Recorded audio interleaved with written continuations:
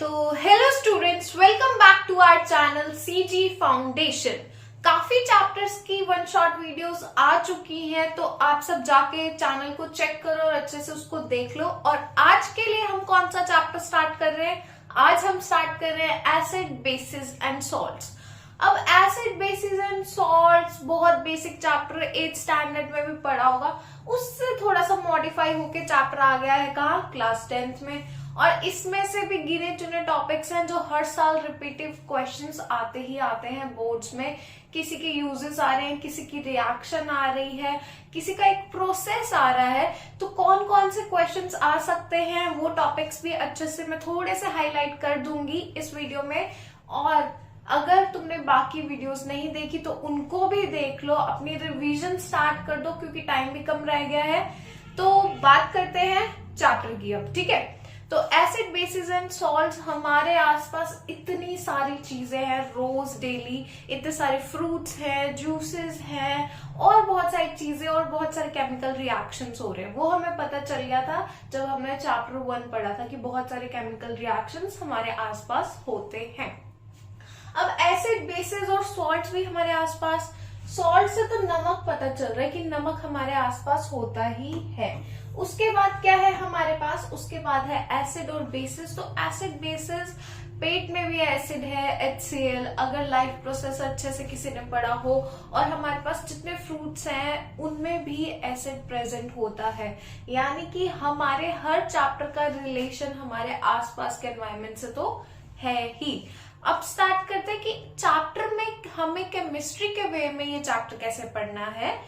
आसपास से रिलेट करके भी थोड़ा पढ़ेंगे, बट उससे पहले चैप्टर के नाम से जैसे पढ़ा कि एसिड और बेस की बात हो रही है, तो जान लेते हैं कि एक एसिड क्या होता है और एक बेस क्या होता है, ठीक है? तो an acid is any hydrogen containing substance that is capable of donating a proton to another substance. इसका मतलब क्या है? प्रोटोन पॉजिटिव चार्ज होगा, इलेक्ट्रॉन नेगेटिव चार्ज होता है, प्रोटोन पॉजिटिव चार्ज होता है बेटा। तो एसिड वो सब्सटेंस है जो एक पॉजिटिव चार्ज दूसरे सब्सटेंस को डोनेट करने की कैपेबिलिटी रखता हो।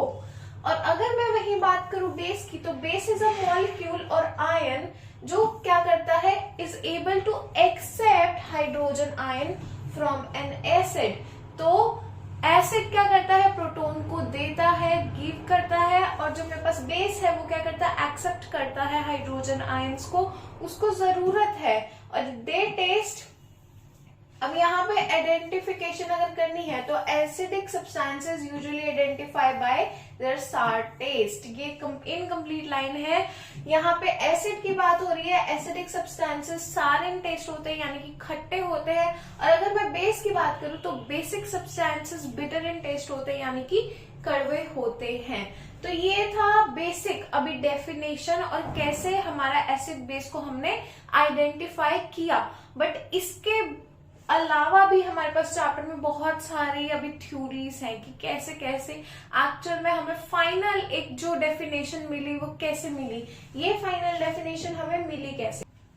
अब सबसे पहली थ्योरी हमारे पास आती है ब्रॉन्स्टेड थ्योरी। अब ब्रॉन्स्टेड थ्योरी ने क्या कहा था? ब्रॉन्स्टेड थ्योरी कहता है कि ब्रॉन्स्टेड एसिड वो है जो H+ आयन को दे देता है, वही सेम जो H+ आयंस का डोनेशन करता है, डोनर बनता है। और ब्रॉन्स्टेड बेस क्या है? जो H+ आयंस को एक्सेप्ट करता है, जो हमने सबसे पहले पढ़ा था, सबसे बेसिक चीज, बेसिक थ्योरी। फिर एग्जांपल्स दिए कि रिएक्शन हो रही है HCl और NH3 की, जिसमें क्या किया? HCl ने H+ आयंस दिए और क्लोरीन क्या हो गया? डिसोसिएट हो गया, अलग हो गया एक्वस सॉल्यूशन में। तो HCl क्या है? ब्रॉन्स्टेड एसिड है क्योंकि वो इजिली H+ आयंस को दे पा रहा है।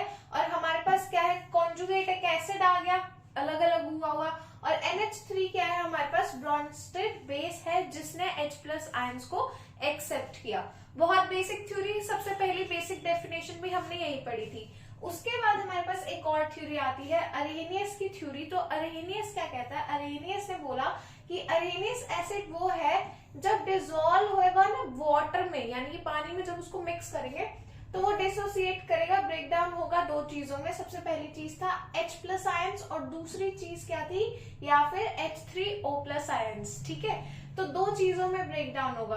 और अरेनियस बेस क्या है, जब वो डिसॉल्व होगा पानी में तो डिसोसिएट किस में करेगा, OH नेगेटिव आयंस में। यानी कि अरेनियस ने बोला अगर तुम अरेनियस एसिड है ना, यानी कि एसिडिक नेचर है किसी भी सब्सटेंस का, और उसने H+ आयन दिया पानी में जाके या फिर H3O+ आयन दिया पानी में जाके, तो वो एसिडिक है।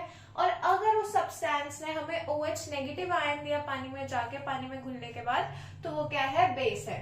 उसके बाद उसने कुछ एग्जांपल्स दिए हमें कि hydrochloric acid, sulphuric acid, nitric acid, ये सारे के सारे पानी में जाके हमें H+ आयन या फिर हमें क्या देते हैं, H3O+ आयन देते हैं, इसलिए ये क्या है, एसिडिक इन नेचर है। और अगर मैं बात करूं बेसिस की, तो हमारे पास सोडियम हाइड्रोक्साइड, पोटेशियम हाइड्रोक्साइड और कैल्शियम हाइड्रोक्साइड है। ये सारे के सारे पानी में डिसॉल्व होने के बाद हमें क्या देते हैं, OH नेगेटिव आयन। तो सबसे ज्यादा मानी हुई थ्योरी हमने कहा कि अरेनियस की बात सही है, ये बिल्कुल एप्ट जा रहा था सिचुएशन के और सब्सटेंसेस के हिसाब से, तो हमने कहा ठीक है, हम मान गए ये थ्योरी। उसके बाद हमने क्या किया, उसके बाद हमने किए कुछ फिजिकल टेस्ट। अब हम देख के कैसे पता लगाएं कि कोई चीज एसिडिक है या बेसिक है, ठीक है।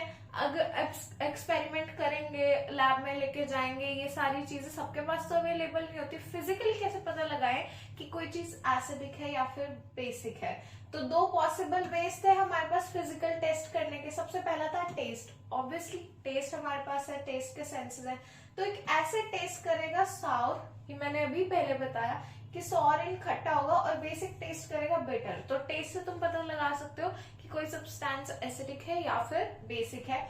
अब मेथड ऑफ टेस्ट सबके लिए एडवाइजेबल नहीं है, क्योंकि हमारे पास बहुत सारे ऐसे स्ट्रॉन्ग एसिड हैं जो हमारे मुंह में जाके हमारे मुंह को क्या कर सकते हैं, जला सकते हैं, खराब कर सकते हैं, बॉयल हो सकता है उसकी वजह से, और कॉन्टामिनेशन भी हो सकता है और कोरोसिव भी होते हैं। तो बहुत सारी प्रिकॉशंस लेनी पड़ती है। अब ऐसा तो नहीं कोई जाके HCl पीने लग जाएगा, टेस्ट करना है या पता लगाना है कि ये प्लेन वाटर है या HCl पड़ा है, तो उसको पहले जाके टेस्ट करो, इतना रिस्क नहीं ले सकते ना। जैसे एग्जाम्पल दिया यहाँ पे, फ्लेवर्स ऑफ कर्ड। अब दही है हमारे पास, लेमन जूस है, ऑरेंज जूस है, विनेगर है, ये सारे के सारे साउर इन टेस्ट है और एडिबल सब्सटेंसेस है। हर एसिड एडिबल नहीं है, तो हम उसको टेस्ट सारे एसिड को नहीं कर सकते, because they contain acids. These compounds have a sour flavor. Baking soda का भी हमारे पास खट्टा फ्लेवर होता है। तो ये सारे के सारे एग्जाम्पल्स हैं किसके, टेस्ट टेस्ट के। उसके बाद सेकेंड है हमारे पास effect on indicators by acid and bases. अब इंडिकेटर्स की बात हो रही है, इंडिकेटर्स पहले देख लेते हैं कि एक इंडिकेटर क्या होता है। An indicator is a chemical substance which shows a change in its physical property, mainly color or odor, when brought in contact with an acid or base। अब इंडिकेटर हमारे पास एक केमिकल सब्सटेंस है, एक चीज है जिसको हम अगर एसिड या बेस के मीडियम में लेके जाएंगे, डिप करेंगे या उसके आसपास लेके जाएंगे, तो वो दो चीजें चेंज कर सकता है अपनी, एक अपनी ओडोर यानी कि अपनी स्मेल, और कौन सी चीज है अपना कलर चेंज कर सकता है। तो इंडिकेटर का हम यूज करते हैं और उससे पता लगाते हैं। अब सारे टेस्ट से नहीं हो सकते, इसलिए हम क्या करते हैं, एक इंडिकेटर का यूज करते हैं। अब यहाँ पे हमारे पास कुछ कॉमनली यूज्ड इंडिकेटर्स हैं जो अब तक हम यूज कर रहे हैं, अपने लेबोरेटरीज में यूज कर रहे हैं और डेली बेसिस पे यूज नेचुरल इंडिकेटर्स होते हैं। देखो हमारे पास इंडिकेटर्स भी दो तरह के होते हैं, नेचुरल और हमारे पास ये सारे सिंथेटिक इंडिकेटर्स हैं, आर्टिफिशियल इंडिकेटर्स। तो तुम्हारे सिलेबस में जॉन से है, मैंने अभी वही स्लाइड में लिखे हुए हैं, तो देखते हैं। सबसे पहला है लिटमस। लिटमस सबसे बेसिक इंडिकेटर है, स्कूल्स में यूज हुआ होगा। लिटमस पेपर तुमने देखा होगा, रेड ब्लू और एक बेसिक न्यूट्रल येलोइश कलर का पेपर होता है, बहुत लाइट क्रीम कलर का, 3 कलर का देखा होगा तुमने अपनी लैब में। तो एक न्यूट्रल सॉल्यूशन में क्या होता है, लिटमस चेंज होता है, न्यूट्रल में पर्पल होगा, एसिडिक सॉल्यूशन में लिटमस रेड होगा, बेसिक सॉल्यूशन में लिटमस क्या हो जाएगा, ब्लू हो जाएगा। अब लिटमस स्ट्रिप्स अवेलेबल है किसमें, पेपर के वेरिएंट में भी, प्लस ये लिक्विड वेरिएंट में भी अवेलेबल है। छोटे बच्चों को, तुम जैसे छोटे बच्चे हो तो तुम्हें पेपर का वेरिएंट यूज कराते हैं, लेकिन जब 12th 11th की बात आती है तो उनको हम लिक्विड लिटमस भी यूज कराते हैं। अब क्या है हमारे पास 2 वेरिएंट्स है, red litmus and blue litmus paper, 2 variants आ गए। एसिड मीडियम में होगा तो क्या होगा हमारे पास ब्लू लिटमस टर्न हो जाएगा किसमें, रेड में, और अगर बेस होगा तो रेड लिटमस टर्न हो जाएगा किसमें, ब्लू में। यही लिखा था यहाँ पे, अगर एसिडिक होगा तो रेड और बेसिक होगा तो ब्लू में टर्न हो जाएगा, ठीक है। उसके नेक्स्ट हमारे पास इंडिकेटर क्या है, मिथाइल ऑरेंज। अब अगर न्यूट्रल सोल्यूशन होगा तो ऑरेंज ही रहने वाला है, कोई चेंज नहीं। एसिडिक सोल्यूशन होगा तो रेड हो जाएगा, बेसिक होगा तो येलो हो जाएगा। एंड उसके बाद हमारे पास है फिनोफ्थलीन। तो फिनोफ्थलीन का भी काफी यूज होता है 12th स्टैंडर्ड में, अभी नहीं। फिनोफ्थलीन का अगर न्यूट्रल सोल्यूशन है तो कोई कलर नहीं देने वाली फिनोफ्थलीन, अगर एसिडिक सोल्यूशन है तो कलरलेस, और अगर बेसिक सोल्यूशन है तो यहाँ पे है पिंक। बेसिक सॉल्यूशन में पिंक कलर आएगा, एसिडिक में भी कलरलेस ही रहने वाली है, और न्यूट्रल में तो भी है ही कलरलेस, ठीक है। तो ये सारे के सारे हमारे पास थे इंडिकेटर्स जो हमें बताते हैं कि हमारा पास जो भी सब्सटेंस है या जो भी केमिकल पड़ा है वो एसिडिक है या फिर बेसिक है। बेसिक जो भी मतलब मोस्टली यूज्ड इंडिकेटर्स हैं यही तीनों है। और अगर नेचुरल इंडिकेटर्स की बात करूं तो घर में टर्मरिक है, टर्मरिक को यूज कर सकते हैं। अगर टर्मरिक कपड़ों पे गिर जाए, हल्दी लग जाती है ना कपड़ों पे, उसके बाद उसको साबुन से रगड़ोगे तो वो चेंज हो जाती है किसमें, रेड कलर में, तो वो भी क्या है हमारी नेचुरल इंडिकेटर है। ऐसे हमारे पास और भी बहुत सारे ऑप्शंस है नेचुरल इंडिकेटर्स के। एसिड बेस सब रिएक्शन स्टार्ट करते हैं कि एसिड बेस की रिएक्शन, तो जब भी एसिड और बेस की रिएक्शन होगी वो किस तरह की रिएक्शन होगी, वो होगी न्यूट्रलाइजेशन रिएक्शन, जिसमें क्या होगा हमारे पास एसिड रिएक्ट करेगा बेस के साथ और एक सॉल्ट और वाटर बनेगा, यानी कि एक तो पानी का बनना ही बनना है, H2O फॉर्म होगा और साथ साथ क्या फॉर्म होगा, सॉल्ट बनेगा, ठीक है, एंड प्रोडक्ट्स में उसके।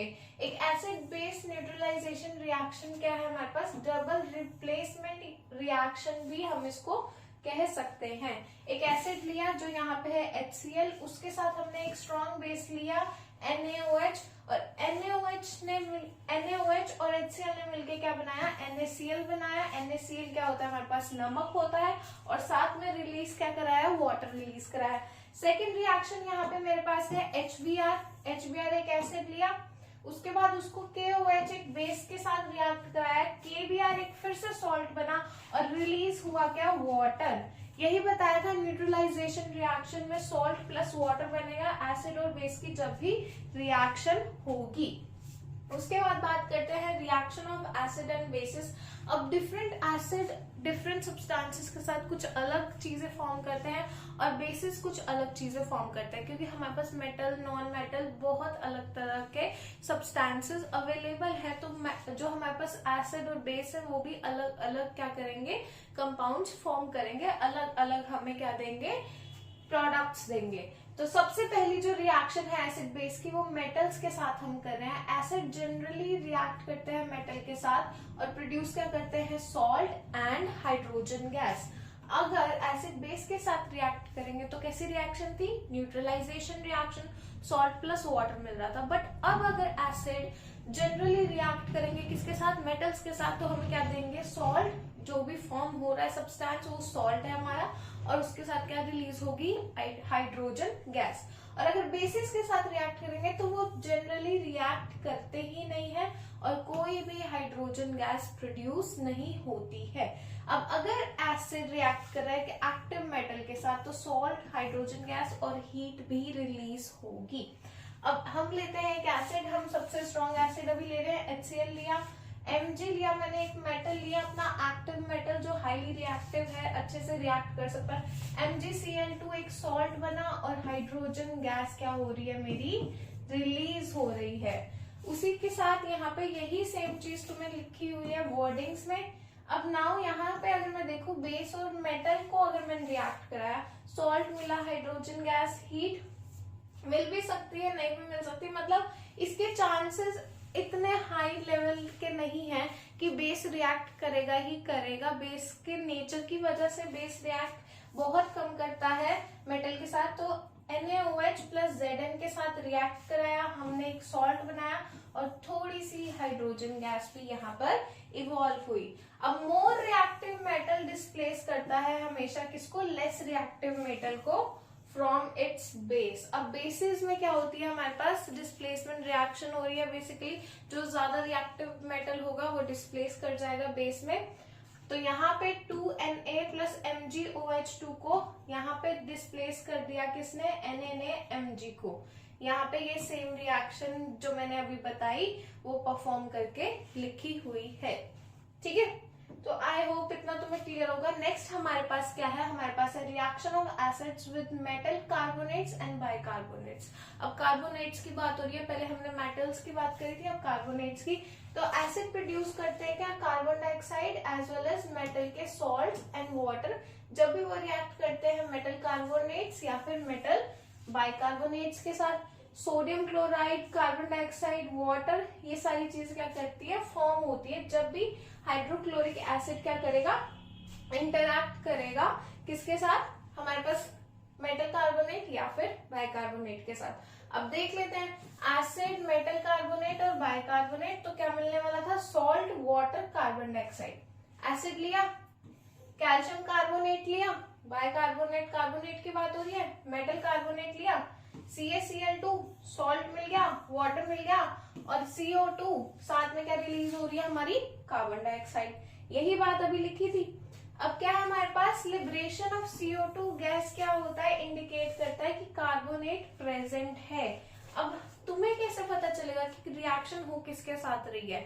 अगर न्यूट्रलाइजेशन रिएक्शन है, सॉल्ट प्लस वाटर है। अगर मेटल के साथ रिएक्शन है, H2 गैस इवॉल्व हो रही है। अगर बाइकार्बोनेट या फिर मेटल कार्बोनेट के साथ रिएक्शन है तो CO2 गैस निकल रही है, बाहर रिलीज हो रही है। तो अब ये सारी चीजें क्या है, इंडिकेटर्स है किसकी किसके साथ रिएक्शन परफॉर्म हो रही है। नेक्स्ट है हमारे पास reaction of acid with base. अब एसिड और बेस की बात हो रही है। Reaction of metal oxide and hydroxide with acid. Metal oxide और metal hydroxide in are basic in nature. अब हमारे पास जो OH है वो क्या है, बेसिक इन नेचर है। तो अगर बेस एसिड का बेस के साथ रिएक्शन होगा तो सॉल्ट, वाटर और हीट, ये तो हमने सबसे पहले ही देख लिया था। अब यहीं पे ये चीजें परफॉर्म होती हुई नजर आएंगी। H2SO4 हमारे पास क्या है, सल्फ्यूरिक एसिड, बहुत ज्यादा स्ट्रॉन्ग एसिड है और उसका रिएक्शन कराया है MgO के साथ। MgO क्या है, हमारे पास ऑक्साइड है। ऑक्साइड या hydroxide are basic in nature. Okay, तो MgSO4 फॉर्म हुआ और साथ में क्या रिलीज हुआ, वाटर, यानी कि सॉल्ट प्लस वाटर। नेक्स्ट है हमारे पास reaction of non metal oxides with bases. तो नॉन मेटल ऑक्साइड क्या होते हैं, एसिडिक होते हैं नेचर में, और ये क्या करेंगे, बेस नॉन मेटल ऑक्साइड, ये भी सॉल्ट, वाटर और हीट हमें रिलीज करके देंगे। तो यहाँ पे 2NaOH को हम रिएक्ट अगर कराएंगे CO2 के साथ, ये ऑक्साइड की बात है इसलिए CO2 यूज कर रहे हैं। तो यहाँ पे हमारे पास Na2CO3 एक सॉल्ट बन रहा है, सोडियम कार्बोनेट, और साथ में H2O वाटर रिलीज हो रहा है। तो ये जो चीजें हैं मैं बता रही हूँ कि ये एसिडिक इन नेचर होता है और ये चीजें रिलीज होती है और ये फॉर्म होती है, ये थोड़े ढंग से ध्यान रखना। Reaction of acid and bases. अब बहुत कॉमन रिएक्शन है हाइड्रोक्लोरिक एसिड की, और फिर क्या बन जाएगा, सॉल्ट बन जाएगा। Reaction of acid and bases, neutralisation reaction की बात हो रही है यहाँ पे, न्यूट्रलाइजेशन रिएक्शन की बात हो रही है जो हम ऑलरेडी देख चुके हैं। नेक्स्ट है acid and basis in water. तो एसिड और बेसिस कैसे रिएक्ट करते हैं या कैसे फॉर्म करते हैं, क्या चीजें दिखाते हैं जब वो वाटर में होता है। जब हम ऐड करेंगे वाटर को एसिड या बेस में तो वो डिसोसिएट होंगे, बेसिकली मिक्स होंगे, ब्रेकडाउन होंगे, डिसोसिएट होंगे और अपने रिस्पेक्टिव आयंस को हेल्प करेंगे क्या करने में, कंडक्ट, इलेक्ट्रिसिटी कंडक्ट करने में। अब देखते हैं कि बेस और एल्कली क्या करता है। एसिड तो ब्रेकडाउन होकर डिसोसिएट होगा, H+ आयंस देगा, हमको पता चल गया, ठीक है। और अगर बेस डिसोसिएट होगा तो OH नेगेटिव आयंस देगा। अब बेस है, यहाँ पे एक चीज बेस है और एल्कली है, तो इन दोनों में डिफरेंस क्या होता है। कई लोगों को लगता है कि जो बेस है और एल्कली है ना वो काइंड ऑफ सिमिलर ही है, तो हम कैसे बता रहे हैं कि ये सिमिलर है, एक बार अभी देख लेते हैं। तो अब अगर मैं बात करूं बेस और एल्कली की क्या डिफरेंस होता है, तो बेसिस जाते हैं undergo neutralisation reaction with acid, यानी कि अगर एक एसिड रिएक्ट करेगा बेस के साथ तो न्यूट्रलाइजेशन रिएक्शन होगी, सॉल्ट प्लस वाटर फॉर्म होगा, ठीक है। और ये क्या है, कंप्राइज्ड ऑफ मेटल ऑक्साइड भी हो सकते हैं, मेटल हाइड्रोक्साइड भी हो सकते हैं, मेटल कार्बोनेट के भी बने हुए हो सकते हैं, और most of them are insoluble in water. Bases का ये है कि वो मोस्ट ऑफ देम क्या है, इनसॉल्युबल है, वाटर में डिसॉल्व नहीं होने वाले। और अगर मैं बात करूं एल्कलीज की, तो एल्कली क्या है, एक एक्वस सॉल्यूशन है किसका, बेस का। बेस सॉलिड भी हो सकता है, कैसा मर्जी हो सकता है, लेकिन एल्कली क्या है, एक हमारे पास एक्वस सॉल्यूशन है बेस का, मेनली मेटेलिक हाइड्रोक्साइड का। यहाँ पे हमारे पास मेटल बाइकार्बोनेट, हाइड्रोक्साइड, ऑक्साइड सब कुछ हो सकता है बेस में, लेकिन हमारे पास अगर मैं बात करूं किसकी, एल्कली की, तो एल्कली में मेनली क्या होगा, हमारे पास मेटल हाइड्रोक्साइड होगा, और वो भी क्या है, एक सॉल्यूशन है, एक्वस सॉल्यूशन है किसका, बेस का। ये डिसॉल्व करता है वाटर में और डिसोसिएट करता है ताकि ये दे सके क्या, OH नेगेटिव आयंस को। और all alkalis are bases but not all bases are alkalis. सारे बेसिस को हम एल्कलीज नहीं कह सकते, क्योंकि बेसिस में हमारे पास ऑक्साइड, हाइड्रोक्साइड, बाइकार्बोनेट सब कुछ आ सकता है, लेकिन एल्कलीज में हमारे पास मेनली मेटेलिक हाइड्रोक्साइड्स आते हैं जो OH नेगेटिव आयंस गिव करते हैं, देते हैं। और क्या है हमारे पास, ऑल एल्कलीज को, सारी एल्कलीज को मैं बेस बोल सकती हूँ, लेकिन सारे बेसिस को मैं एल्कलीज नहीं बोल सकती। ये एक स्टेटमेंट है, ठीक है। उसके बाद है मेरे पास हाइड्रोनियम आयन। एक बार समझ लेते हैं हाइड्रोनियम आयन क्या होता है। Hydronium ion is formed when a hydrogen ion accepts a lone pair of electrons from the oxygen atom of a water molecule forming a coordinate covalent bond. इसका मतलब क्या है, मेरे पास यहाँ पे पता नहीं तुम्हें ढंग से दिख रहा होगा या नहीं, H+ है, यहाँ पे H+ आयंस लिखा है। तो H+ आयंस क्या है हमारे पास, हाइड्रोजन आयन एक्सेप्ट करता है lone pair of electrons. Lone pair का मतलब है कि ऐसे इलेक्ट्रॉन्स ना खाली पड़े हुए हैं, उनके साथ अभी बॉन्डिंग नहीं की गई है। हाइड्रोनियम आयन तब बनता है जब हमारा जो lone pair of electron hydrogen का है वो एक्सेप्ट करेगा किससे, ऑक्सीजन एटम से, क्या, बॉन्डिंग करेगा। बेसिकली H2O जो फॉर्म हो रहा है हमारे पास ये क्या है, यहाँ पे देखोगे बेटा, ये H2O है, ये एक O है, यहाँ पे 2 H है। अब O के पास हमारे पास 2 यहाँ पे, 2 यहाँ पे, यहाँ पे टोटल 4 लोन पेयर है। लोन पेयर जिनके साथ बॉन्डिंग नहीं हुई वो है लोन पेयर। अब यहाँ पे एक और H आया और उसने क्या किया, यहाँ पे आके बॉन्ड फॉर्म किया। जो एक लोन पेयर यहाँ पे पड़ा था ना, उसके साथ यहाँ पे बॉन्ड फॉर्म किया, और उसको हम बोलते हैं हाइड्रोनियम आयन। यानी कि जब भी हमारे पास H2O में हमारे पास O के पास लोन पेयर होगा तो एक H आके उसके साथ जुड़ जाएगा, एसोसिएट होगा, उसको हम बोलेंगे उस आयन को हाइड्रोनियम आयन। अब हाइड्रोनियम आयन के बाद हम बात करते हैं किसकी, डिल्यूजन की। अब हमने इतने सारे एसिड, बेस, सॉल्ट, एल्कली सबकी बात कर ली, तो बात करते हैं डिल्यूजन की। डिल्यूजन क्या होता है, डिल्यूजन एक प्रोसेस है of reducing the concentration of a solution. यानी कि किसी भी सॉल्यूशन में अगर कोई भी चीज पड़ी हुई है तो उसमें हम क्या करेंगे, यूजुअली वाटर ऐड करते हैं, पानी ज्यादा ऐड करेंगे तो जो कॉन्सेंट्रेशन है किसकी, सॉल्यूट की, वो कम हो जाएगी। चाहे वो कोई भी चीज हो सॉल्यूट, हम किसी भी चीज को यूज कर रहे हो। ये बहुत ज्यादा हाईली एक्सोथर्मिक प्रोसेस है। डिल्यूट करने के लिए एसिड ऐड होना चाहिए किसमें, वाटर में, ना कि वाटर ऐड होना चाहिए एसिड में। अब कोई बहुत ज्यादा हाईली कॉन्सेंट्रेटेड एसिड है, ठीक है, बहुत ज्यादा कॉन्सेंट्रेटेड HCl है, और मुझे उसको क्या करना है, डाइल्यूट HCl बनाना है। तो मैं क्या ऐड करूंगी उसमें, मैं ऐड करूंगी क्या, वाटर। तो यहाँ क्या लिखा है कि एसिड को हम ऐड करेंगे किसमें, वाटर में, ना कि वाटर को ऐड करेंगे एसिड में, क्योंकि बहुत ज्यादा हाईली एक्सोथर्मिक रिएक्शन होती है। तो तुम्हारे आसपास के एनवायरनमेंट के लिए, तुम्हारे लिए वो रिएक्शन सही नहीं है अगर तुम उल्टा प्रोसेस कर रहे हो, एसिड को ऐड करो पानी में, ना कि पानी को ऐड करो एसिड में। उसके बाद है strength of acid and base. हम कैसे पता लगा सकते हैं कि कौन सा एसिड कितना ज्यादा स्ट्रॉन्ग है, कितना ज्यादा कॉन्सेंट्रेटेड है, या कौन सा बेस कितना ज्यादा कॉन्सेंट्रेटेड है।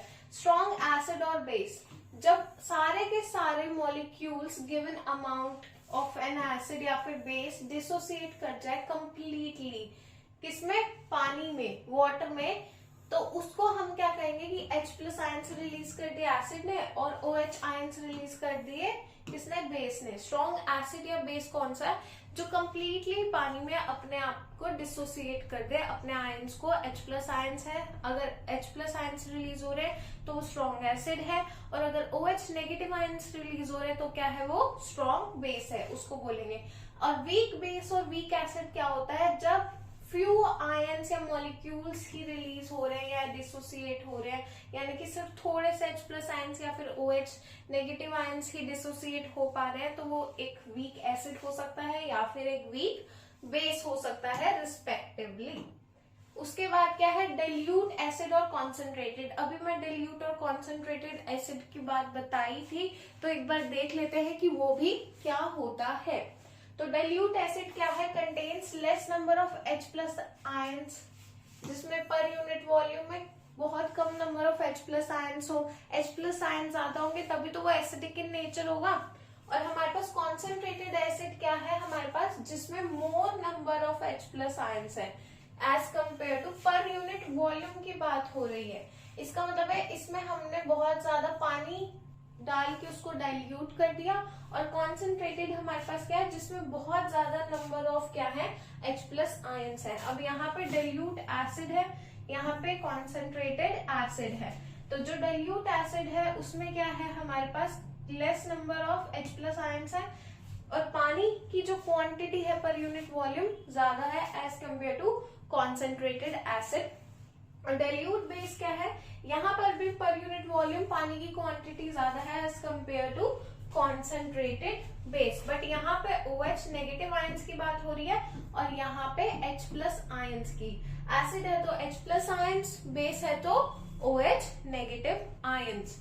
उसके बाद है हमारे पास यूनिवर्सल इंडिकेटर। यूनिवर्सल इंडिकेटर क्या होता है, अब इंडिकेटर्स हमने पढ़ लिए जो हमें बताते हैं कि एसिड और बेस क्या होते हैं। अब बात करते हैं यूनिवर्सल इंडिकेटर की। एक यूनिवर्सल इंडिकेटर का पीएच रेंज होता है 0 to 14, जो इंडिकेट करता है एसिडिटी, एल्कनिटी मतलब बेसिक है या फिर एसिडिक है एक सॉल्यूशन, या फिर कोई भी हमारे पास जो सब्सटेंस है वो, उसकी बात करें। एक न्यूट्रल सॉल्यूशन का पीएच क्या होगा हमारे पास, 7 होगा। अभी पीएच की बात कर रहे हैं तो देखते हैं पीएच क्या है। पीएच क्या होता है यहाँ पे बताया नहीं है, but pH is basically power of hydrogen, power of hydrogen. It means कितने H+ आयंस हैं, कितने H+ आयंस हैं। PH means power of hydrogen. तो पीएच क्या है हमारे पास, प्योर वाटर का पीएच क्या है मेरे पास, ये यहाँ पे गिवन है, कैसे मैं निकाल सकती हूँ moles per litre. Pure water का पीएच है 7। और अब यहाँ पे पीएच स्केल की बात हो रही है, तो ये एसिडिक है, बेसिक है, ये तुम्हें कैसे समझ में आएगा, एक बार पीएच स्केल हम देख ही लेते हैं। तो बेटा इस तरह का कुछ दिखता है तुम्हारा क्या, पीएच स्केल। पीएच स्केल हमें हमारे पास केमिस्ट्री लैब में होता है ताकि हम देख सके कि कौन सा सब्सटेंस है, कौन सी चीज कितनी एसिडिक या फिर बेसिक है। जब लिटमस पेपर का हम कलर चेंज होता हुआ देखेंगे तो वो इसी के बेसिस पर देखेंगे।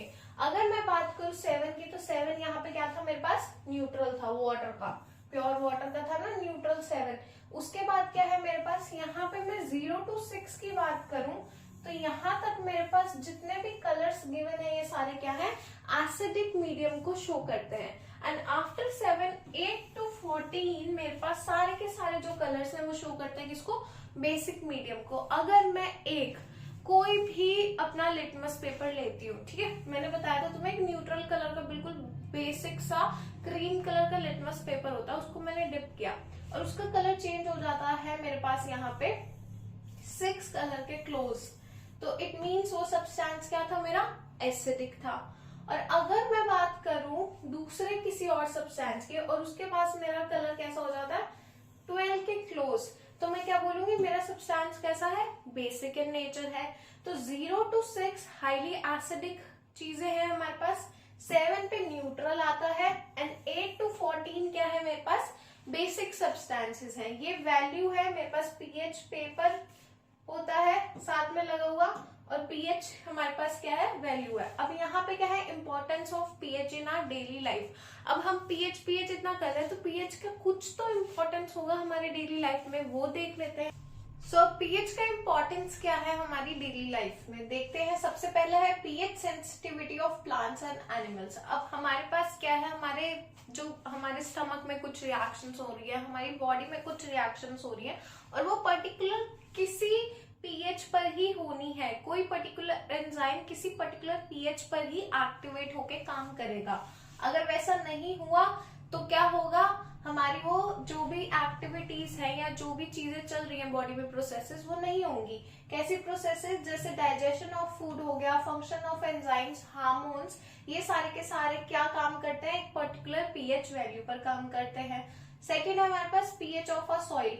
अगर सॉइल की पीएच ज्यादा है, इट मीन्स सॉइल में एक एसिडिक सब्सटेंस ज्यादा है। इट मीन्स वो क्या है, बहुत ज्यादा डिग्रेड हो चुकी है, अब वो ढंग से काम नहीं कर सकती। और अगर उसमें हमने क्या किया, क्रॉप उगाने की, प्लांटेशन करने की कोशिश करी, तो हमारी क्रॉप्स की जो ग्रोथ है वो भी खराब होगी। तो पीएच ऑफ अ सॉइल क्या होनी चाहिए, ऑप्टिमल होनी चाहिए। किसके लिए, ग्रोथ ऑफ प्लांट्स के लिए। इट मीन्स कैसी होनी चाहिए, 6.5 to 7, न्यूट्रल के क्लोज है ये, ना ही हाईली बेसिक और ना ही हाईली एसिडिक। अगर हाईली एसिडिक हुई तो हमारी सॉइल अच्छे से प्लांटेशन में हेल्प नहीं कर पाएगी।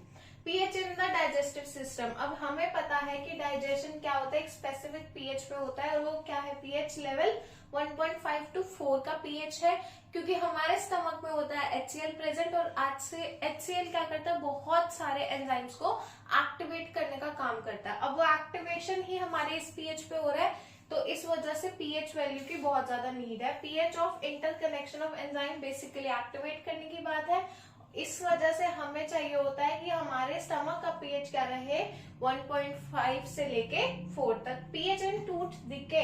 अगर ज्यादा कुछ एसिडिक खा लिया, इतनी सारी कोल्ड ड्रिंक्स पी ली, रोज के रोज कोल्ड ड्रिंक पी रहे हैं, रोज के रोज कुछ एसिडिक चीजें खा रहे हैं, कभी कुछ, तो क्या होगा, टूथ डिके हो जाएगा। हमारे जो दांत है उसमें कीड़े लगने के चांसेस बढ़ जाएंगे। अब वो कैसे होंगे, क्योंकि बहुत टाइम तक हमारा जो टूथ है या हमारे जो दांत है वो एक्सपोज है किससे, एक एसिडिक एनवायरनमेंट से, जिसका पीएच क्या होना चाहिए, हमेशा 5.5 या उससे कम होना चाहिए। हमारे जो खाने की चीजें हैं उनमें पीएच 5.5 से क्या होना चाहिए, जो एसिडिक एनवायरनमेंट है उससे ज्यादा होना चाहिए, 5.5 या फिर उससे बिलो होगा तो टूथ डिके होगा। मैंने थोड़ा उल्टा कह दिया यहाँ पे। अगर 5.5 या उससे कम का पीएच है, इट मींस हाईली एसिडिक के नियर जा रहे हैं हम।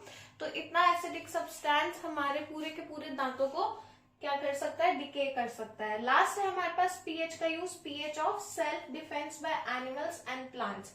अब acidic substances are used by animals and plants as a self defence mechanism में यूज होता है पीएच। कैसे, अब बी है हमारे पास, जो हमारे पास मधुमक्खी है, वो हमें क्या करती है, डंक मारती है। अगर उसको ये दिखे कि उसके आसपास का एनवायरनमेंट उसके लिए सेफ नहीं है, तभी वो ऐसे रिएक्ट करती है, तो वो सिक्रीट करती है एक highly acidic substance self defence के लिए। और ये सिक्रीट सब्सटेंस का भी क्या होता है, एक स्पेसिफिक पीएच होता है। तो ये हमारी डेली लाइफ में इंपॉर्टेंस यूजेस है पीएच वैल्यू के होने के, पीएच होने के। नेक्स्ट है हमारे पास manufacture of acid and base. अब जो भी एसिड बेस के मैन्युफैक्चरिंग है या जो भी काम चल रहा है वो कैसे कैसे चल रहा है या कैसे कैसे चीजें हो रही हैं, तो नॉन मेटल ऑक्साइड और रिएक्ट करेगा वाटर के साथ तो हमें क्या देगा, एसिड देगा। लेकिन हमें पता चल गया कि अगर कोई भी नॉन मेटल ऑक्साइड पानी के साथ रिएक्ट कर रहा है तो वो हमें एसिड देने वाला है, तो हम जितने मर्जी चाहे उससे एसिड बना सकते हैं। जैसे मैंने SO2 लिया और उसको H2O के साथ रिएक्ट कराया और सल्फ्यूरिक एसिड बना लिया, फिर SO3 लिया, फिर मैंने H2O के साथ रिएक्ट कराया और क्या बना लिया, सल्फ्यूरिक एसिड बना लिया। अब नेक्स्ट मैं बात करूं, अगर हाइड्रोजन और हेलोजन रिएक्ट करेंगे तो भी मुझे क्या मिलेगा, यहाँ पे एसिड मिलेगा।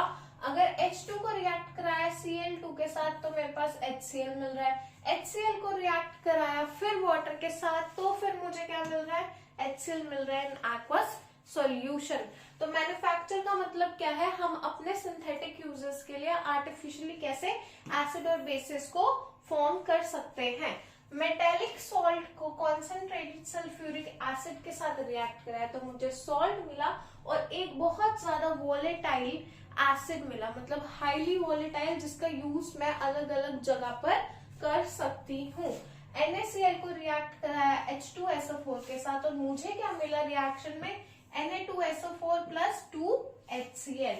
और HCl एक वोलेटाइल एसिड ही है, बहुत जगह काम आ सकता है और बहुत सारे फंक्शंस हैं इसके, तो हाईली रिएक्टिव भी है साथ में। उसके बाद क्या है, मेटल और ऑक्सीजन को अगर मैंने रिएक्ट कराया तो मुझे क्या मिला, मेटल ऑक्साइड मिला, एक बेस मिला। यहाँ तक तो मेरे एसिड कैसे मैन्युफैक्चर कर सकती हूँ मैं आर्टिफिशियली। उसके बाद बात हो रही है यहाँ से यहाँ तक किसकी, बेसिस की। अब बेसिस अगर मेटल और ऑक्सीजन को रिएक्ट कराया तो मिलेगा मेटल ऑक्साइड, यानी कि अगर Na को रिएक्ट कराया O2 के साथ तो क्या मिलेगा, Na2O मिलेगा, ठीक है। और वही मैग्नीशियम के साथ O2 को रिएक्ट कराया तो क्या मिलेगा, MgO मिलेगा।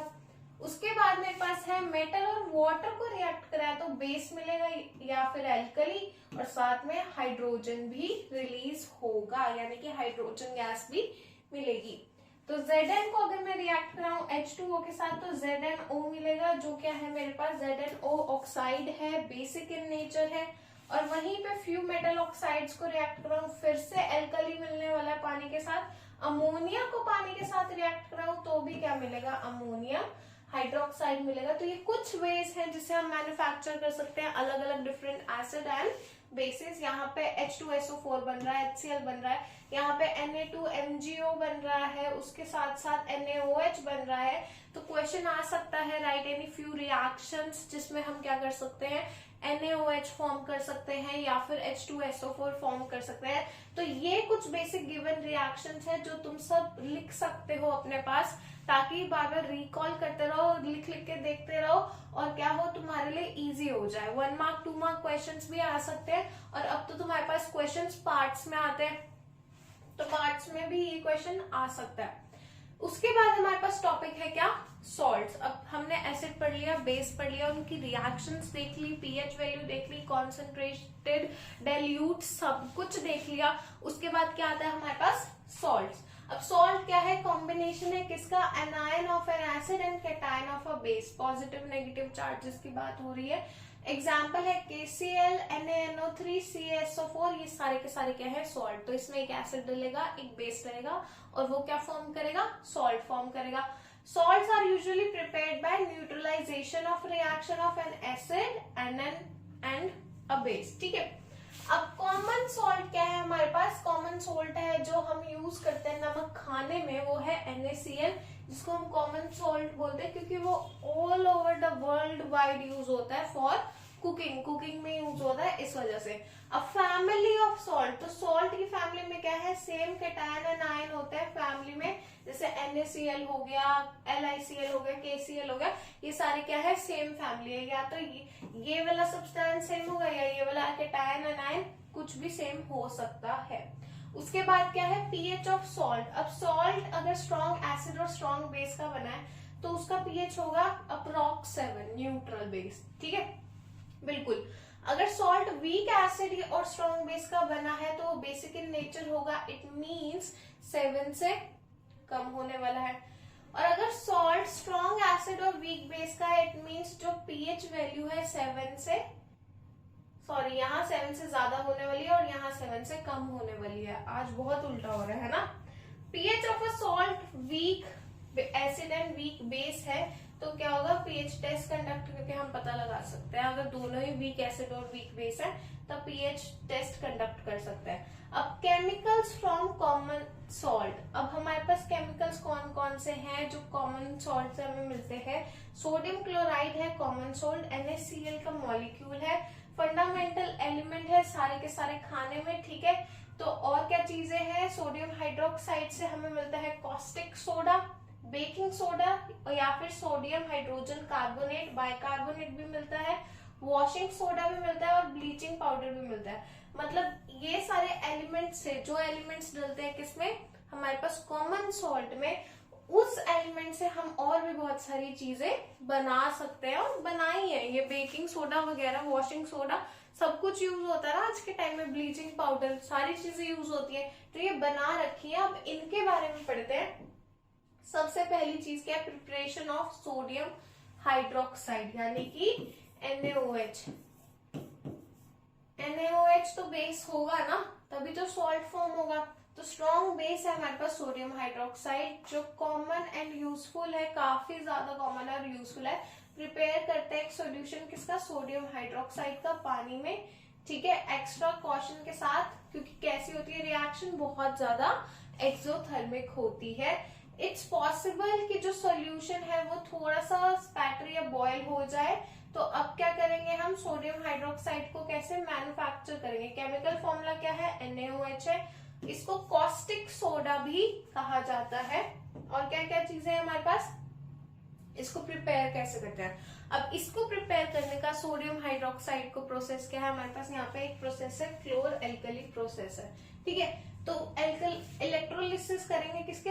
ब्राइन सॉल्यूशन का। अब सॉल्यूशन, ब्राइन सॉल्यूशन बहुत बार 1 मार्क्स में क्वेश्चन आया हुआ है बेटा। ब्राइन सॉल्यूशन क्या होता है? तो ब्राइन सॉल्यूशन है कॉमन सॉल्ट का, ठीक है, मतलब पानी में नमक मिला दिया, दैट इज ब्राइन सॉल्यूशन, ठीक है। घर पे बना सकते हो तुम ये ब्राइन सॉल्यूशन। जब एनोड है, एनोड पे हमारे पास Cl2 रिलीज होगा और कैथोड पे हमारे पास H2 रिलीज होगा। सोडियम हाइड्रोक्साइड रह जाएगा किसमें? सॉल्यूशन में। मुझे नहीं पता ये तुम्हें कितना क्लियर दिख रहा है। यहाँ पे H2O है, यहाँ पे NaOH है, यहाँ पे H2 रिलीज हो रहा है, यहाँ पे H2O जा रहा है, यहाँ Cl2, यहाँ NaCl, और यहाँ भी, यहाँ परसेंटेज है बेसिकली 24%, 26% NaCl, यहाँ भी रिलीज हो रही है और यहाँ पे जा रही है। तो हमारे पास क्या है? एनोड और कैथोड है हमारे पास। एनोड क्या है हमारे पास?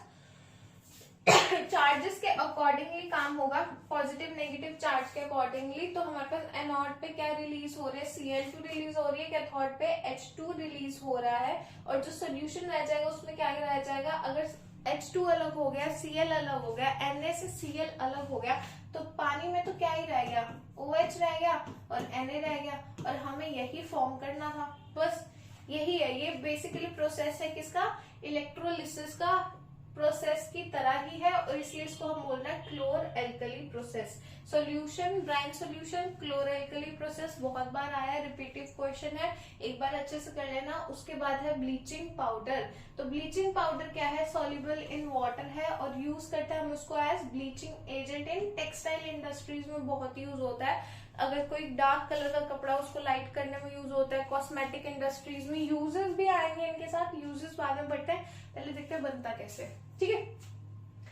ऑक्सीडाइजिंग एजेंट की तरह भी यूज करते हैं, डिसइंफेक्टेंट इंडस्ट्रीज में भी यूज करते हैं। बहुत सारे यूजेस लिख दिया अब इन्होंने। अभी कैसे बनता है ये बताइए। केमिकल फॉर्मूला है CaOClCl, यानी कि हम केमिकल फॉर्मूले में लिख सकते हैं CaOCl2। Chemical formula bleaching powder का ये रहा। उसके प्रिपरेशन कैसे होती है? CaOH को लिया, कैल्शियम हाइड्रोक्साइड को लिया, उसके साथ साथ हमने क्या लिया?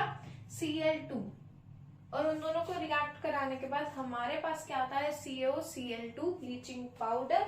अब interaction with water, bleaching powder release क्या करता है? क्लोरीन। अगर ब्लीचिंग पाउडर को पानी में मिक्स किया तो उसमें क्लोरीन रिलीज किया, जो ब्लीचिंग एक्शन के लिए क्या है? रिस्पॉन्सिबल है। अब वो क्लोरीन ही कलर फेड करने में हेल्प करता है। अब इसकी यूजेस क्या है? यूज इन ब्लीचिंग डर्टी क्लोथ्स। अगर गंदे कपड़े हैं तो उनको ब्लीच करने में भी हमारे पास ब्लीचिंग पाउडर हेल्प करेगा।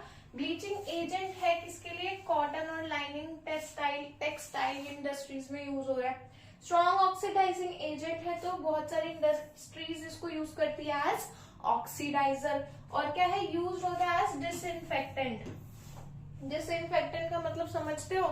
फर्श में जो पोछा लगाने के लिए फिनाइल वगैरह यूज होती है, डिसइंफेक्टेंट, जिनकी वजह से क्या है? जर्म्स वगैरह ना आए, तो उसमें भी यूज होता है। प्लस कॉस्मेटिक इंडस्ट्रीज में फेशियल ब्लीच होती है, हेयर कलर में ब्लीच होती है, तो वहां भी ब्लीचिंग पाउडर का यूज है तुम्हारे पास। नेक्स्ट है बेकिंग सोडा। तो बेकिंग सोडा क्या है, सोडियम बाइकार्बोनेट बोलते हैं इसको, और उसको कॉमन नेम बेकिंग सोडा है, केमिकल नेम सोडियम बाइकार्बोनेट है। ठीक है बेटा। तो क्या है हमारे पास इसमें केमिकल कंपाउंड है जिसका फॉर्मूला है NaHCO3। IUPAC ने क्या किया, इसको सोडियम हाइड्रोजन कार्बोनेट भी बोला जाता है। सोडियम बाइकार्बोनेट क्या है, एक व्हाइट क्रिस्टलाइन हमारे पास और एल्कलाइन वॉशिंग सोडा भी है जिसको हम बोलते हैं क्या, सोडियम कार्बोनेट। अब केमिकल नेम है इसका sodium hydrogen carbonate. Baking soda का केमिकल नेम क्या है, sodium hydrogen carbonate. Chemical formula है NaHCO3। ठीक है। और प्रिपरेशन कैसे होती है, प्रिपरेशन होती है एक प्रोसेस से जिसका नाम है सोलवे प्रोसेस। अब क्या है, इसमें हम लेते हैं लाइमस्टोन लेते हैं, उसको गर्म करते हैं। ठीक है, चूना ले रहे हैं हम, उसको गर्म किया CaCO3 को, और वो ब्रेक डाउन होके CaO प्लस CO2 में फॉर्म हो गया। अब CO2 को हमने पास किया है concentrated solution of sodium chloride से और अमोनिया से, NaCl प्लस NH3। ये अमोनिया, ये रहा हमारे पास सोडियम क्लोराइड, CO2 और गैस। CO2 तो पास कर रहे हैं ना, और सॉल्यूशन है तो पानी तो होगा ही। फिर हमें मिलता है क्या, NaHCO3 प्लस NH4Cl, और ये क्या बन गया हमारा, सोडियम हाइड्रोजन कार्बोनेट, यानी कि बेकिंग सोडा। अब इसके यूजेस क्या है, ये रिड्यूस करता है किसको, एसिडिटी को पेट में। यानी कि अगर इनो देखा है ना, इनो, तो इनो का यूज क्या है, इनो की जगह पे बेकिंग सोडा भी यूज कर सकते हो तुम। बेकिंग सोडा में थोड़ा सा कुछ पानी और काला नमक वगैरह मिला के उसको भी अगर पियोगे तो भी एसिडिटी रिड्यूस हो जाएगी पेट में। एक्ट एज एन एंटासिड को ट्रीटमेंट ऑफ अगर स्टमक अपसेट है तुम्हारी। और क्या है, use in the process of washing as an water softener. अगर हार्ड वाटर में बेकिंग सोडा डालोगे तो वो पानी कैसा हो जाएगा, सॉफ्ट वाटर में कन्वर्ट हो जाएगा, और उसको यूज कर सकते हैं हम एज वॉशिंग सोडा भी। अब वॉशिंग सोडा कर रहे थे तो वॉशिंग सोडा देख लेते हैं क्या होता है, सोडियम हाइड्रोजन कार्बोनेट होता है ये। और अगर बेकिंग सोडा की बात करूं तो वो क्या होता है, सोडियम हाइड्रोजन कार्बोनेट होता है। ठीक है, ये भी सोडियम हाइड्रोजन कार्बोनेट है, देख रहे हो। उसके बाद क्या है, NaHCO3। प्रिपरेशन इसकी भी सेम है, सॉल्वे प्रोसेस से ही होगी, सेम प्रिपरेशन है। उसके बाद यूसेस किस में हो रहे हैं इसके, ग्लास, सोप और पेपर इंडस्ट्रीज में बहुत ज्यादा यूसेस है, सॉफ्टनिंग ऑफ वाटर में, और डोमेस्टिक क्लीनर कपड़े धोने में तो है यूज। ठीक है, इनके यूसेस अच्छे से कर लेना। उसके बाद है क्रिस्टल ऑफ सॉल्ट, यानी कि हमारे पास बहुत बार ऐसा होता है कि आपका सोल्यूशन नहीं होता, सॉलिड फॉर्म में हमारे पास कोई सब्सटेंस या प्रोडक्ट फॉर्म नहीं होता, उसके क्रिस्टल्स फॉर्म हो जाते हैं छोटे छोटे। ठीक है, तो सर्टेन सॉल्ट्स क्या करते हैं, कंबाइन करके किसी भी वाटर से उसको अगर कंबाइन किया तो वो क्या फॉर्म करते हैं, क्रिस्टल फॉर्म करते हैं। और अब देखते हैं कि प्रोसेस है जिससे हम सॉलिड क्रिस्टल फॉर्म करते हैं या एटम्स मॉलिक्यूल्स फॉर्म करते हैं। एक स्ट्रक्चर जो क्रिस्टल की तरह अरेंज हो रहा है और कलर दे रहा है, उसको हम क्या कहेंगे, क्रिस्टलाइजेशन। जिसमें अरेंजमेंट ऐसी लगती है कि ये क्रिस्टल्स हैं, या फिर जो प्रेसिपिटेशन फॉर्म हो रहा है उसको फ्रीज करने के बाद हमें क्या मिलते हैं, एक फॉर्म ऑफ क्रिस्टल्स मिलती है। कोई भी हमारे पास रिएक्शन होती है उसमें कोई भी प्रेसिपिटेट बच गया और वो बाद में फ्रीज होने के बाद या कूल डाउन होने के बाद हमें क्रिस्टल्स की शेप देता है या फॉर्म देता है, उसको हम बोलते हैं उस प्रोसेस को कि भाई क्रिस्टलाइजेशन है। एग्जाम्पल क्या है, एक टेबल सॉल्ट लिया यानी कि सोडियम क्लोराइड लिया, शुगर ली, और स्नोफ्लेक्स क्या है, एग्जाम्पल्स हैं। ये एग्जाम्पल्स लिए हैं, मतलब अगर हम चीनी को देखें तो वो भी हमें क्रिस्टल्स की तरह लगेगी, अगर हम नमक को देखें तो उसका एक एक पार्टिकल भी छोटा सा क्रिस्टल्स की तरह है, और स्नोफ्लेक्स भी हमारे क्या है, क्रिस्टल्स की तरह है। उसके बाद लास्ट है हमारे पास क्या, प्लास्टर ऑफ पेरिस। तो प्लास्टर ऑफ पेरिस क्या है, पीओपी है, वाइडली यूज होता है केमिकल इंडस्ट्रीज में और बहुत सारे मटेरियल्स को बनाने में, स्कल्ट करने में, बैंडेजेस, हाथ पे चोट लगती है तो प्लास्टर यूज करते हैं ना, तो ये वही प्लास्टर है। प्लास्टर ऑफ पेरिस एक व्हाइट पाउडरी केमिकल कंपाउंड है जिसको हम क्या करते हैं, हाइड्रेट करते हैं कैल्शियम सल्फेट से। और ये बनता कैसे, एक बार देखते हैं, जिप्सम से बनता है क्या। तो जिप्सम क्या है, जिप्सम अनदर नेम है किसका, प्लास्टर ऑफ पेरिस का। ठीक है, और प्लास्टर ऑफ पेरिस को एक्सप्रेस करते हैं हम CaSO4 डॉट हाफ H2O से। अब केमिकल फॉर्मूला तो ये रहा। अब जिप्सम CaSO4 डॉट 2H2O को हमने लिया और उसको हीट किया किसमें, एट 100 डिग्री सेल्सियस में, और इसने हमको क्या दिया, CaSO4 dot half H2O। Gypsum का फॉर्मूला था ये। जिप्सम से बनता है हमारा प्लास्टर ऑफ पेरिस, उसको हीट करने के बाद एट 100 डिग्री सेल्सियस और 373 केल्विन। अब प्लास्टर ऑफ पेरिस तो आ गया हमको, बन गया कि पीओपी, ठीक है, बन गया। अब इसकी यूजेस क्या है? यूजेस है कि फ्रैक्चर्स जब हो जाते हैं तो हमारे पास हाथ में जो फ्रैक्चर लगाने के लिए तब यूज होता है, और बाकी टेक्सटाइल इंडस्ट्रीज, केमिकल इंडस्ट्रीज में भी इसका यूज है। और हाँ जी, यहाँ पे एक और चीज लिखी है CaSO4 dot half H2O। CaSO4 dot half H2O का मतलब है कि दो फॉर्मूला यूनिट्स है किसकी, CaSO4 की। CaSO4 शेयर कर रहे हैं एक ही मॉलिक्यूल ऑफ वाटर, इसी वजह से हमने यहाँ पे डॉट लगाया है। अगर तुम्हें डॉट का मतलब समझ में ना आया हो तो। अब बेटा यहाँ पे तुमने पढ़ा बेकिंग सोडा के बारे में, ब्लीचिंग पाउडर के, प्लास्टर ऑफ पेरिस के बारे में। ये सारे वो इम्पोर्टेंट कॉमन टॉपिक्स हैं जो हर साल रिपीट होते हैं। इनमें से किसी ना किसी दो के बारे में आ सकता है, सोल्वे प्रोसेस के बारे में आ सकता है, सोडियम हाइड्रोक्साइड के बारे में आ सकता है कि बताओ क्लोरलकली प्रोसेस क्या होता है, कैथोड पे क्या रिलीज होता है, एनोड पे क्या रिलीज होता है, इलेक्ट्रोलिसिस हो रहा है, बेसिकली इलेक्ट्रिसिटी पास करा के हम सारा का सारा अपना काम कर रहे हैं। तो बताओ ये सब कैसे हो रहा है प्रोसेस। तो इसलिए ये चैप्टर अच्छे से रिवाइज कर लेना, एनसीईआरटी से word to word, line to line पढ़ लेना।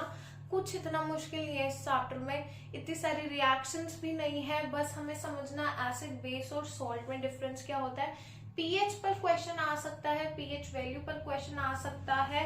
बाकी टॉपिक्स मैंने तुम्हें बता ही दिया कि किन चीजों पर क्वेश्चंस आ सकते हैं। तो अगर वीडियो अच्छी लगी हो तो इसको लाइक कर देना, शेयर कर देना एंड सब्सक्राइब भी कर देना, और बाकी कमेंट्स कर देना तुम्हें कैसे समझ में आ रहा है या थोड़ा सा पैटर्न चेंज करने की जरूरत है। और बहुत जल्दी sample papers 1 by 1 sample papers पर भी वीडियोस आएंगी। रोज अगर सैंपल पेपर की वीडियो देख लो, सॉल्व कर लो साथ साथ, तो वो भी तुम्हारे लिए बहुत बेनिफिशियल होगा। Thanks for watching.